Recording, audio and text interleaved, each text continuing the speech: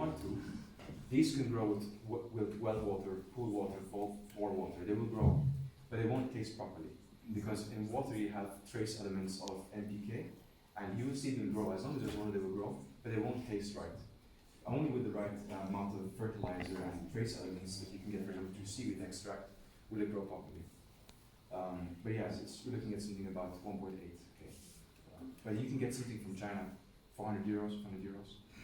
There are cheaper systems, but this was a bit bigger. Now, if you want a small box, there are all these all-in-one kits. They come with a small light, and whatever you can do with as a hobby. Just keep it in your kitchen or so, whatever, and you can have microgreens, some types of fruits. Mushroom kits as well. I mean, edible normal. Yes, sure. I'll cut that part. Yes. I'm not also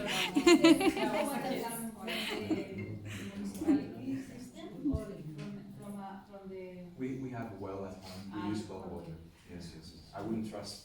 You can use government water, but governments put chlorine in the water. You can use it, but first you have to. So you put it in a bucket and you let air. So the chlorine will evaporate, just like in a pool, for example. When the pool cleaner comes, you ask the chlorine, says, "Don't go swim yet." Same thing. But I'd rather not use it because also I noticed bore water, well water, has a higher pH, and government water has a lower pH. It tends to be actually kind of acidic sometimes, 6.5. So you can use the well water just in case, for example, your pH goes too acidic. How am I going to fix this? Oh, just add well water because it's very alkaline. Well water can be up to 8, 8.2 in pH. So fertilizer will only be 3 or 4. So you have to have a good mix of both. Yeah. Yes. And right now, everything is working in your home, or you? So I have a timer for the lights. I have a timer for the pump, and then also before we left, we checked everything. We prepped everything, even for how much we would plan that they would eat. So I put the pH a bit lower, about 5.5, because I know when I go back tomorrow, it will be like maybe going up to 7.5, 8. Because you notice when it goes about 8 leaves, the plants, they tell you, they start becoming yellow, start wilting. Like, wait, do something, look at me, don't leave me alone. Now, obviously, in our case, over a week, they'll probably die by the time we go back because we have to check them frequently. But as you saw in the first video, you can have sensors, you can have robots. These things can be fully automated, even down to the planting of the seeds. Everything can be automated. But for us, this is more of a hobbyist kind of thing. It's still kind of semi-automatic. But with timers, at least, it's kind of automatic. But these receive about 18 hours of light every day. So the more light, obviously, the more energy, and thus the more growth. But then, if you have a flowering fruit, for example, strawberries, they need to flower before they can produce the fruit. Then you have to regulate the time, the light, basically starting from 18, going down to 14, going down to 12. So you replicate the seasons, the natural seasons, and you're telling the plant, hey, it's time to fruit, time to fruit. So you give it less light, and then it focuses the energy more on producing the fruit from the nutrients available in the water. Oh my God. Anybody else? So about the lights, so what's the difference having like natural light and LED lights when you're growing vegetables or fruits? There is a big difference, and it depends on what kind of LED lights you buy. I bought top-of-the-line LED lights from America. I know them all, so taxing and all that, but I will tell you sunlight is the best. But there's something in sunlight that is not produced here. In the sunlight you have UV light. That makes us burn, and it makes us all burn. Yeah. In here, there's no UV. Although there are some lights you can buy with UV. The benefit of that is, well, maybe you've noticed, these are HDPE, a hard plastic. And the problem with UV outside is that the plastic becomes brittle and may also contaminate the water over time. So by having these special LED lights without UV, you help avoid the risk of basically plastic leaching and plastic degrading and becoming brittle. With the topic of microplastics, just in case you ever want to plant something in a plastic pot and leave it outside in the sun, make sure the pot is UV stable. This is what you want to look for. So you make sure that ideally there is no plastic leaching into the soil, which then leads to the crop. Awesome, thank you.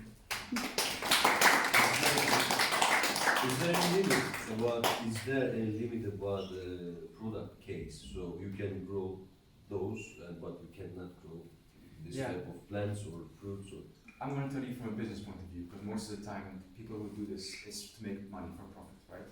Although the intent would be good, to save, food prices, blah, blah, blah. Small, compact greens. So that it could be basil, it could be stevia, it could be lettuce, anything which is compact and it doesn't take too much space. For example, something like this. Then they can equally receive a good amount of light. It would be most optimal from a business point of view. But then if you decide to grow beans, for example, I love beans, you will need probably the whole tank and just one whole ear to grow a bean. And you need a pump for that and another pump. So you can use it to grow strawberries, or strawberries is but the thing is, the larger the plant, the more pruning you have to do. And in hydroponics, they grow very quickly. So if you don't actively maintain them, pruning them, then it's going to be difficult to maintain over the long run. Root plants, for example, are a bit harder because you have confined space where the roots grow. So if you're trying to grow something like ginseng, for example, you could, but you need space. You need space in the compartment where the nutrients are being received. So it's not available for marijuana, for example. For marijuana, No, actually, no. To be honest with you, all of this thing, artificial lights, hydroponics, thanks to that was all focused on marijuana because that was a high value crop. So everyone was focusing the research on that. This indoor stuff is It's to be made for marijuana, basically. In fact, I now mean the industry. So in Malta now they're legalizing weed, and everyone is now finding out about this, and they say, okay, I want to get my own tent. Even the nurseries are selling this kind of setup with a tent, a light, ventilation kits, fans, but because they all want to grow weed. All right. Yeah, I sweat with weed, and is it compulsory to have the type of shower? You can have like This humidity, something easier. Is it compulsory to have that one? I mean, To without have a tower system. yeah, the water. No, I don't. You can have pay. you can have a rafter system, like in a shelf, a bookshelf. Can you think it's called- humidify to water it? Because like you put it in a tower and then humidify the watering. You can, but I prefer this system because have you ever seen a waterfall? And have you seen plants next to the waterfall? It kind of reproduces a natural way of watering the roots. Traditional hydroponics is literally just the plant sitting in the water, and although to grow well, it's more susceptible to bacteria and fungus and stuff like that. When you introduce air into the system, you reduce the probability of getting an infection, bacterial infection, which is very, very common in these types of systems. As I said, when you're growing in water, it's not forgiving. You have to be careful, you have to be tolerant because you can get one infestation and all your plants are dead. So. But in terms of methods, you have multiple ones, like Dutch bucket systems, ebb and flow systems, flood systems. I think this is called an NFT system. An NFT system, yeah. Which is what is Basically, it stands for water going up and water going down, recycling system. Yeah. I don't know the term exactly, I forgot. it's all about how the water reaches the plant, basically. And who had this first idea? Which one's of you or a friend? In fact, this was his idea. From a master's, I had a business plan and decided to do it on hydroponics. On your own. Yeah, for sure. You wake up one morning and you say, I need to. Yeah, why not? If you're going to expend energy on a business plan or a dissertation, might as well do it for something which can help.